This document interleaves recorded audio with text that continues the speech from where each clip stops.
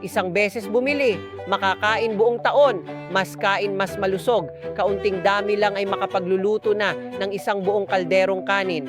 Buo at siksik ang butil ng bigas, magandang lumobo kapag niluto. Kaya mas madaling mabusog at nakakatulong bawasan ang dami ng carbohydrate na pumapasok sa katawan.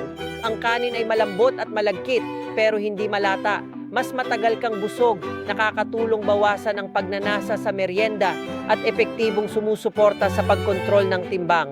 Lalo na, mababa ang glycemic index kaya masarap pa rin kumain ng kanin nang hindi nag-aalala sa biglaang pagtaas ng blood sugar. Angkop para sa mga nagda-diet at matatanda. Kahit lumamig, nananatiling malambot ang kanin, hindi tumitigas. Kaya komportableng kainin araw-araw, hindi nakakaumay at magaan sa tiyan. Espesyal na promo sa bagong taon, 50% discount